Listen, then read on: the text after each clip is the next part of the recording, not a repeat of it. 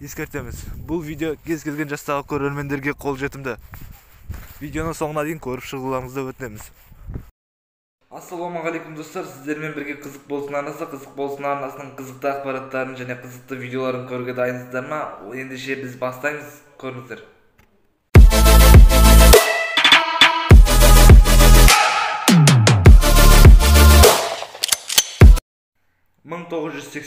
жыл 16 желтоқсан қазақ халқы үшін есте қаларлықтай жағдай.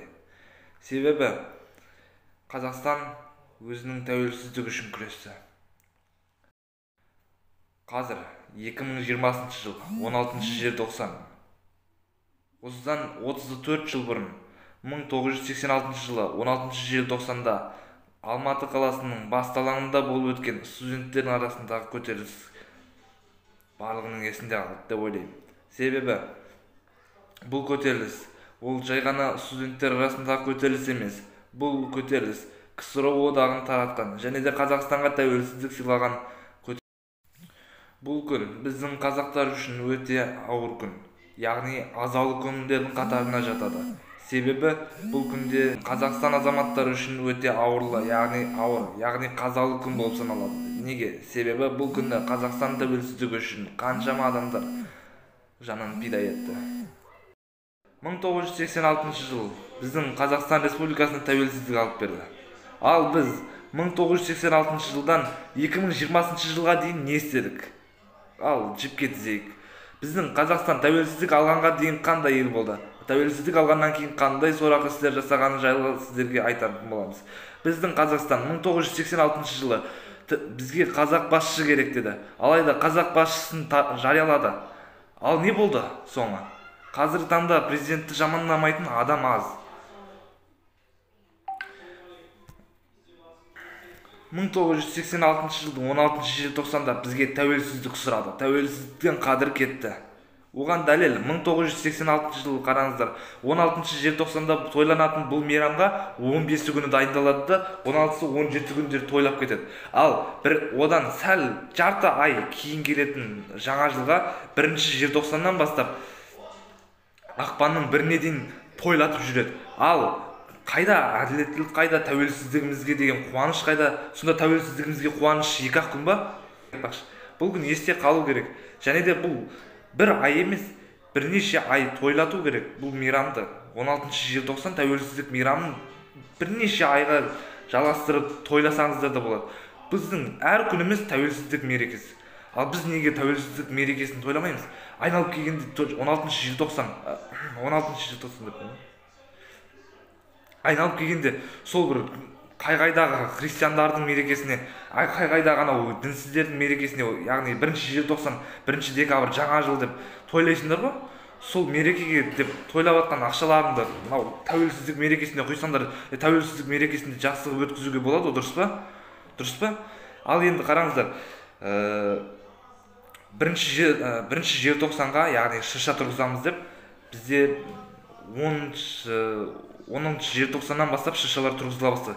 Ал Шымкенттегі, Дедегі шыршаларға қарасақ, барлығы 10-15 миллионнан жоғары бағада тұрғызылған. Ал біздің тәуелсіздікке арнап 5-6 осы тәуелсіздік алғалы бері 20-30 ескерткіш қойылған шығар. Алайда 1 желтоқсанға анау жаңа жыл деп бықсытып жүрген өтірік мейрамдарына білесіңдер ме қанша кететінін? Жылына қаншама шыршалар тұрғызады, қаншама салюттер атылады. Олар ауаға да зиян, адамға да зиян. Көріп отырсыздар, жаңа жылдан кейінгі статистиканы айтпай-ақ қоюға да болады. Тіптен ол күндегі статистиканы айтсаңыздар, жан түршігіп кетеді, бар ғой. Себебі қаншама адам шығыны, салюттерден анау тиген зардаптар, айта берейін ба? Өте көп шығындар. Тойлағыш екенсіңдер, жаңа жыл біздің Қазақстан үшін жаңа жыл қай күн? Біздің жаңа жыл Қазақстан үшін ол, қараңыздар, біздің қазіргі үлкен кісілерді айтайық, біздің үлкендер мысалға тәуелсіздік мейрамын тойлатпайды, 22 наурыз күні жаңа жылды тойламайды, қадір түнде енді бірең-сараң адамдар барып отырады енді. Енді әркімнің ниеті әртүрлі ғой, бірақ бізге жаңа жыл мейрамын ерекше тойлатады да, сонда бұл кім? Біз кімбіз? Мұсылманбыз ба, жоқ әлде басқамыз? Біз бүкіл Азия елдеріне, бүкіл әлем елдеріне қарап, біз мұсылманбыз дейміз. мұсылмандығымыз сонда біз жаңа жыл ма біз қадір түнін бір жақсы өткізбейміз. Ұлттық мейрамымыз наурызда дұрыстап өткізбейміз. Және де ол үш анау 16 желтоқсан ол біздің Қазақстан үшін ең анау басқа күнді атап өтпесең атап өтпе, бірақ осы 16 желтоқсанды атап өту керек қой. Бірақ біз осы 16 желтоқсанды жаңа жылдың ішінде кіріп кетеді. Ол не болды сонда? Ол біздің тәуелсіздігіміздің қадірі кетті ма, жоқ әлде кеше анау одан бөлек борат деп тағы да шықтыңдар ғой, көк туды желбіретіп, көк туыңды көк түрсе қылып киіп алған кезде намысты жігіттер шықты ғой. Солар қайда? Қазір 16 желтоқсан біреу шыға ма екен? Біреу шыға ма алаңға бір көк туын көтеріп, бүгін 16 желтоқсан тәуелсіздік мерекем менің, тойлаймын мен деп. Біреу шықпайды. Мен айтты дейсіңдер. Шықса шығар, бірақ аз. Ол бәрі бірдей шыға алмайды. Сол күні бәрі блокпост қойып тастаса, мен таңғалмаймын өз басым. Себебі үлкендер бізге жаңа жылды тойлада, басқа мейрамдарды ұмыт деген сияқты значение дейді ғой, онда бір белгі айтып жатыр да, короче, біз сол жаққа қарай тәрбиелеп жатыр да. Ал бұндай тәрбие бар жерде ертең Қазақстанның болашағы қандай болары, ол тек бір Аллаға аян ғой.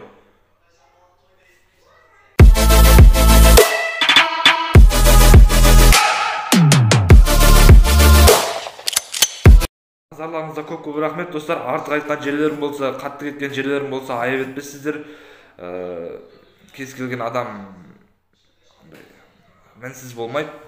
Менің де ішімде жиналған нәрселер бар, сіздердің де іштеріңізде жиналған нәрселер бар. Сосын көптің сұрағына жауап берейін. Мен ешқандай текстке қарап айтпаймын. Мен өз сөзім тек өзімнің ішімнен ғана шығады. Мен оны ноутбукқа жазып, неге дайындап, ондай жасамаймын. Мен барлық сөздер қазір сіздерге қалай айтып жатыр, мен ішімнен дәл солай шығып жатыр. Сіздер ойламаңыздар, бәрін дайындап алады екен, анау мынау екен деп.